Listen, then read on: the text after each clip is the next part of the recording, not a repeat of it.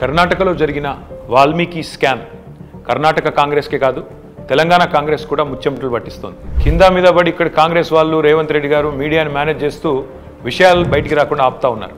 కానీ ఆ మబ్బులు కూడా తప్పకుండా 4-5 రోజుల్లో విడిపోతాయని నేను అనుకుంటాను. గవర్నమెంట్ డబ్బులు గవర్నమెంట్ అకౌంట్ల నుంచి అక్రమంగా ఏ కారణం లేకుండా సరిగ్గా పార్లమెంట్ ఎలక్షన్కు ముందు 180 కోట్ల రూపాయలు దారిమల్లినాయి. కర్ణాటక ముఖ్యమంత్రి స్వయంగా సిద్ధరామయ్య గారు అసెంబ్లీలో ఈ వాల్మీకి స్కామ్లో భారీ ఎత్తున డబ్బులు దారిమల్లినాయని ఆయనే ఒప్పుకున్నారు.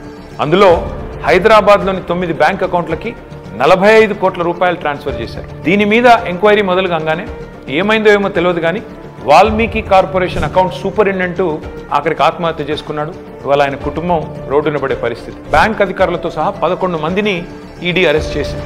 కర్ణాటక నుండి మన తెలంగాణకు అక్రమంగా ఈ డబ్బు ఏ అకౌంట్లలోకి వచ్చింది, ఆ అకౌంట్లు ఎవరివి, ఈ తీగ లాగితే తెలంగాణ కాంగ్రెస్ డొంక మొత్తం కదులుతూ ఉన్నది. మొన్న పార్లమెంట్ ఎన్నికల్లో తెలంగాణ కాంగ్రెస్ పార్టీ తన ఖర్చులకు ఈ డబ్బులే వాడినట్టుగా అనిపిస్తూ ఉంది. 4.5 కోట్ల రూపాయలు నేరుగా V6 బిజినెస్ అనే కంపెనీకి ట్రాన్స్ఫర్ అయినట్టుగా ఆధారాలు ఉన్నాయి. ఈ V6 బిజినెస్ కంపెనీ ఓనర్ ఎవరు? SIT, CID, ED ఈ దాడులన్నీ జరిగిన తర్వాత కూడా మన తెలుగు మీడియాలో ఈ వార్తలు రాకుండా అడ్డుకుంటున్నది ఎవరు? పార్లమెంట్ ఎన్నికల సమయంలో కొన్ని బంగారం షాపులు, బార్ల నుండి భారీ మొత్తంలో డబ్బులు తీసుకున్నట్టుగా తెలుస్తూ ఉంది. వారికి కాంగ్రెస్ పార్టీకి ఉన్న అనుబంధం ఏంది?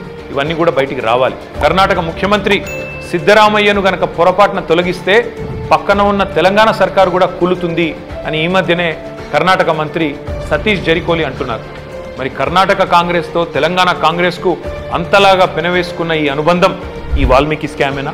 ఈ వాల్మీకి స్కామ్లో భారీ మొత్తంలో వాటా తెలంగాణ కాంగ్రెస్ నాయకులకు కూడా చేరిందని ఆధారాలు దొరికినా ఈడీ ఎందుకు మౌనంగా ఉంటుంది?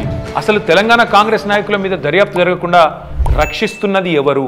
పార్లమెంట్లో గాయ చేసుడు తప్ప బయట మాత్రం ఏమీ తమ సొంత పార్టీ అవినీతి మీద నోరు విప్పని రాహుల్ గాంధీ ఖచ్చితంగా నోరు విప్పాలి. ఈ వాల్మీకి కార్పొరేషన్ గుట్టు విప్పాలని చెప్పి నేను డిమాండ్ చేస్తా ఉన్నాను.